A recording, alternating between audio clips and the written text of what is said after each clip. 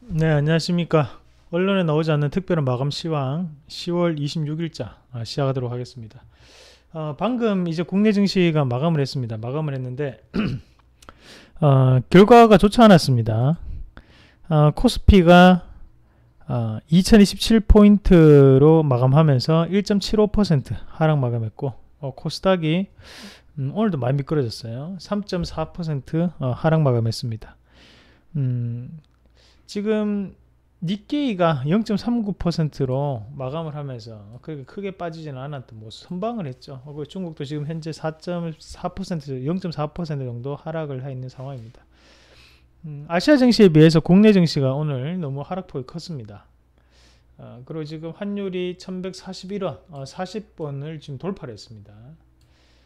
이제 수출주에 상당히 유리한 환경이 펼쳐졌는데, 자, 일단 문제는 환율과 금리는 빠르게 움직이면 안 되거든요. 천천히 움직여야지, 방향성만 나타내줘야지만 위험 자산에 대한 선호도가 계속적으로 남아 있는데, 지금 이게 아니고 지금 상당히 급변하는 이런 모습들인데, 잠시 한번 환율 보시면 어때요? 지금 보면 주봉이지만 이 폭이 상당히 크거든요. 지금 네, 이 변동폭이 상당히 크게 나타나요. 이런 식으로 되면 안 됩니다. 이런 식으로 항상 여기 밑에 보시면 외국인들이 조금 매수를 많이 할 때는 이런 식으로 이제 밑에서 움직이더라도 이렇게 살짝 살짝 살짝 살짝 살짝 이런 박스를 나타내면서 움직여줘야 되는데, 지금은 보면 이제 시세를 뽑아내는 과정이 되어버렸습니다. 지금 보면 환율이 팍 시세를 N자형 파동을 뽑아내잖아요. 이런 게 상당히 안 좋은 거고요. 그리고 미국의 금리도 마찬가지로 지금 차트를 잠깐 같이 보겠습니다.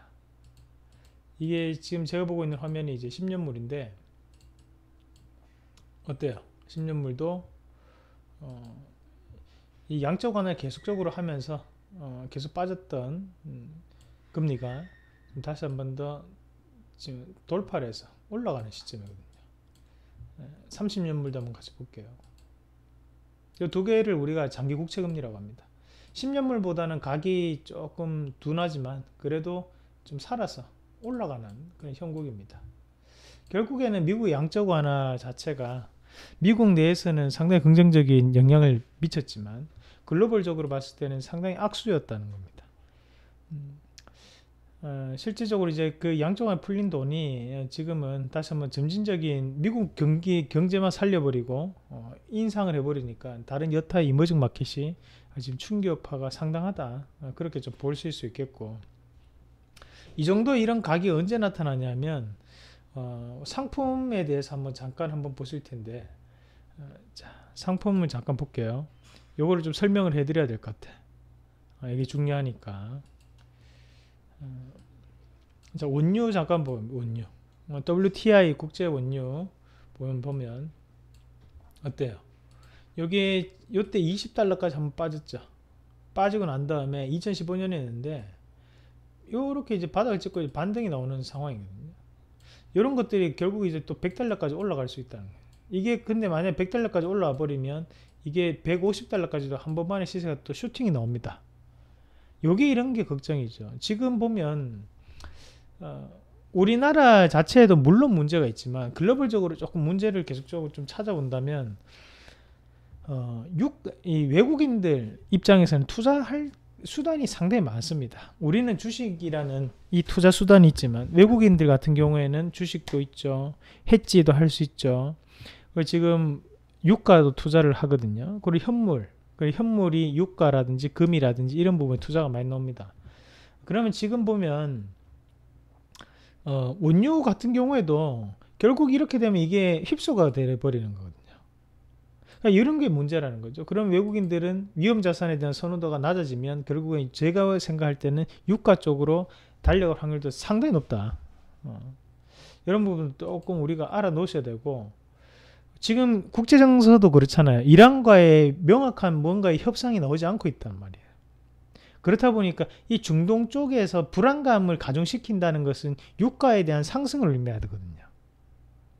그런 부분 자체를 우리가 조금 명확하게 좀 판단할 필요가 있습니다. 그래서 지금 미국 증시나 중국 증시는 어느 정도 안정권을 좀 잡아가는 모습이지만 실질적으로 글로벌적인 부분에서 현물 시장 자체는 상당히 지금 널뛰고 있다라는 부분이고, 그런 부분 자체는 이 외국인들이 미국계만 있는 게 아니기 때문에 투자 심리에 상당 부분 영향을 주고 있다라는 부분으로 해석을 할 필요가 있습니다. 또 좀 있으면 2019년 되면 이탈리아의 그 PF 대출을 또 갚아야 되는 만기가 또 다가오고 있어요. 그 은행 같은 경우는 다 연쇄적으로 이어져 있기 때문에 또다시 줄도산에 대한 위험성이 있거든요. 그런 부분 자체도 조금 생각은 할 필요가 있다. 뭐 지금 얘기는 아니지만 원래 시장이 안 좋으면 안 좋은 게 많이 보입니다. 자, 그리고 오늘 우리나라 증시 같은 경우에는 미국 증시가 그렇게 상승해서 끝났는데 이렇게 크게 또 빠져버리더라고요. 일단 뭐 어쩔 수 없죠. 빠진 거 어쩔 수 없고, 어제 뭐 코스피, 코스닥 예상 지지 포인트를 말씀드렸는데 그 포인트가 둘 다 무너져 버렸습니다. 그래서 지금은 제가 볼 때는 지지 포인트 잡는 건 큰 의미가 없는 것 같아가지고, 큰 의미가 없고, 일단은 이성을 좀 찾아야 돼요. 시장이 지금 상당히 비이성적이거든요. 만약에 내일이 또다시 평일이었다면 저는 더 빠졌을 것 같아요. 다행히도 내일이 주말입니다. 그래서 우리나라 시장이 이제 이틀 쉬고 또다시 월요일 열리는데, 그 쉬는 동안에 좀 더 이성적인 구간이 나타날 거라고 저는 판단해요. 저는 그래도 아직까지는 희망의 끈을 놓지 않고 있습니다. 저는 반등이 나올 거라 보거든요. 전반적인 이제 시장의 특징을 조금 보면 외국인들이 일단 매도를 계속적으로 하고 있습니다. 외국인 매도세가. 그러면서 이제 투자 심리가 상당 부분 지금 떨어지고 있죠. 외국인들이 매도를 해버리니까 적극적 매수 주체가 없어지는 거예요. 주가는 적극적으로 매수를 해야 되는 거지, 밑에 방어적으로 아무리 매수를 해도 주가는 안 오르거든요. 위에 걸 사줘야 됩니다. 적극적인 매수를 현재가에서 위에 호가창을 클릭을 해줘야지만 주가는 올라간다는 거예요. 슈팅을 해줘야 됩니다. 그리고 지금 이 증권가에서 조금 도는 소문 중에 뭐 하나를 말씀을 드릴 텐데, 주식 대여에 대해서 조금 안 좋은 시선이 좀 있습니다. 이제 우리가 그 연기금이, 국민연금이 이제 주식 대여를 신규적인 금액은 하지 않기로 했고, 이번 연말 이후에는 기존 거를 다 정리를 하기로 했어요. 대여 수수료를 받는 거는 다 이제 없애기로 했는데, 이런 부분 자체가 지금 외국인들에게 조금 괘씸죄가 나타난 부분이 아닌가라는 그런 추정적인 이런 소문이 조금 증권가에 돌고 있습니다. 그러지 않았다면 외국인이 이렇게 매도할 리가 없다 이 말이죠. 그래서 지금 계속적인 매도세가 그런 부분에 나타나는 거다라는 얘기가 있어요. 사실 그런 부분 자체도 조금 생각할 필요가 있는 것은, 예전에 우리가 IMF를 맞이할 때도 우리나라가 외환보유고가 사상 최대치를 경신하고 난 다음에 IMF가 왔거든요. 최대치를 경신해서 엄청나게 좋아하면서 이러다가 갑자기 어느 순간에 쫙 빠져버렸어요. 그게 결국에는 우리가 마음대로 정할 수 있는 게 아니고, 그때도 국제적인 부분에서 우리나라가 괘씸죄를 좀 삼는 부분이 아닌가라는 얘기가 했었단 말이에요. 김정성 정부 때. 그거랑 마찬가지 현재 주식시장도 그럴 확률이 있다라는 거죠. 그래서 그런 부분 자체도 조금 체크를 한번 해놔야 됩니다. 일단 오늘 중앙일보 메인 기사가 연기금부터 발뺐다 이 뉴스였는데, 뭐 오늘일 코스피에서 연기금 매수를 했지만 실질적으로 오늘 기간이 매도가 이어졌고, 사실 금융투자는 별 볼 일 없습니다. 볼 필요 없어요. 저거는 우리 개인 투자자들이 증권사를 주문 내거나 아니면 증권사 위탁 매매하거나 그거기 때문에 금융투자가 매수를 하고 그거는 큰 의미가 없어요. 그거는 볼 필요가 전혀 없습니다. 우리는 똑같은 개인이라 생각하시면 됩니다. 오늘 연기금이 요것만 매수를 했고, 그리고 코스닥 시장에서는 매도를 했죠. 매도를 했는데, 이럴 때 원래 연기금이 이렇게 탁 들어와가지고 히어로가 돼줘야 되거든요. 영웅이 돼주면서 저가 매수를 차차차착 해주고 이래야 되는데, 연기금이 이미 고가 권역에서 매수가 워낙 많이 들어갔기 때문에 연기금도 제대로 지금 마이너스를 지금 치고 있는 것으로 제가 추정하고 있습니다. 참 우리 개인 투자자들만 상당히 외로운 시장입니다.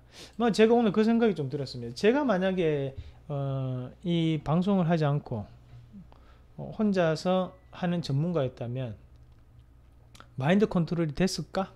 라는 생각이 좀 들더라고요. 개인 투자자로서 봤을 때 안 됐을 것 같아요.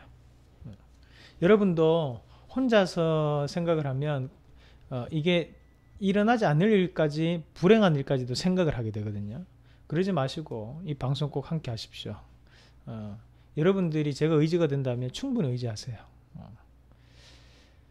자, 일단은 실적 쇼크에 대한 순환매가 오늘 시장에서 이루어지면서 실적 쇼크 났던 기업들이 막 줄적으로 차차착 빠지는 모습들이 많이 나타났습니다. 오늘 휴젤 같은 종목이 대표적으로 또 크게 빠졌는데, 우리가 여기에서 바이오주들 같은 경우에는 실적 발표를 하면서 더 빠질 수 있어요. 이게 셀트리움도 그렇지만 다른 여타의 종목군들도 실적이 좋을 수가 없거든요. HLB나 신라 이런 건 실적이 나쁠 수밖에 없어요.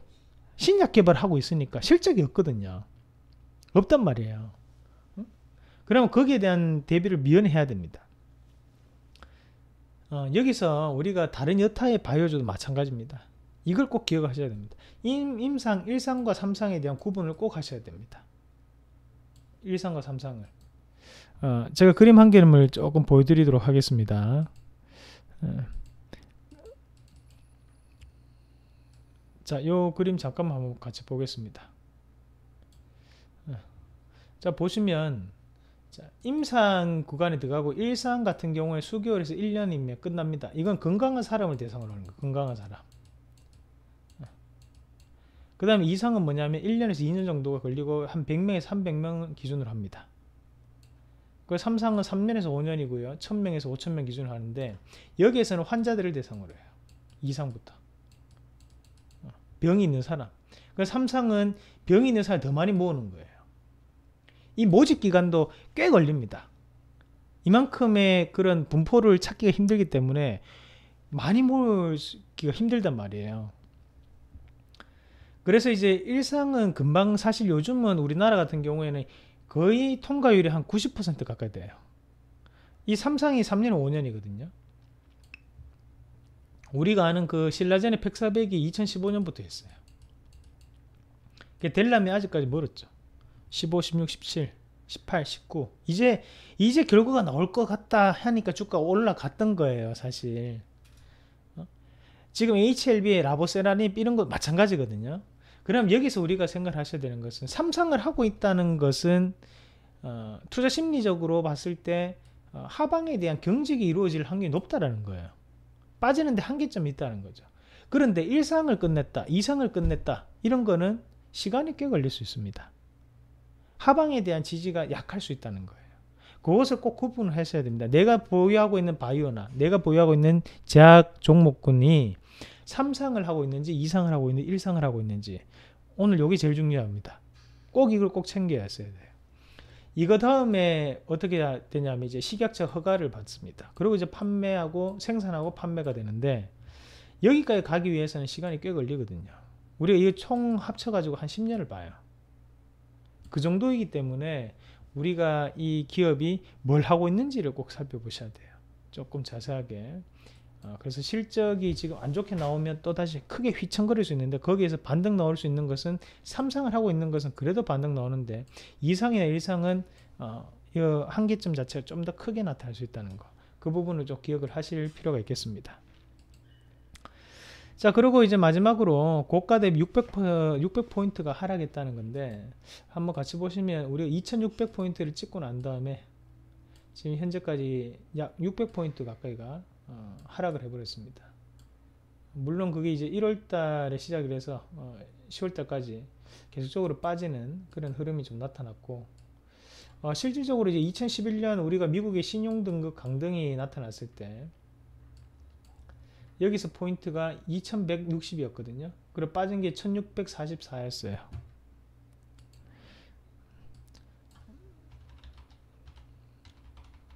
그러니까 여기서도 500포인트 가까이 빠졌습니다. 500포인트가. 근데 이때는 더 심했던 게 2달 만에 이게 다 빠졌다는 거죠. 지금보다 더 심해요. 지금은 1년 동안 빠지는 거지만 저 때는 2달 만에 빠졌습니다. 저도 저 때 엄청 힘들었습니다. 사실 저는 이대로 시장이 끝나는 줄 알았어요. 저 때는 베어마켓이다라는 얘기가 나왔습니다.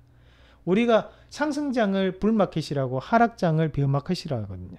베어마켓이라는 얘기가 나왔단 말이에요. 2008년도에 여기서도 이제 하락을 할 때 보면 2080포인트에서 892포인트까지 이건 역사적이었는데요. 실질적으로 이건 1200포인트 빠졌죠. 이 정도까지의 충격은 아니지만 지금 현재 시장 자체도 고가 권역이 올라갔다가 빠져버렸기 때문에 이 충격이 지금 상당하게 우리한테 조금 오는 것 같아요. 저도 마찬가지고요. 시장 빠지는데 좋은 사람 없어요. 저도 마찬가지입니다. 우리 개인 투자자 해지라는 개념 자체가 없잖아요. 해봤자 인버스지 개념이 없단 말이에요. 그렇다고 지금 시장에서 인버스를 사기에는 제가 볼 때는 아직까지는 그건 아닌 것 같고 기술적 반등 한번 넣을 수 있거든요. 그래서 기술적 반등을 조금 기다려 보실 수 있는 그런 자리가 되면 좋겠고, 반은 희망사항이고요. 반은 그럴 거라고 판단합니다.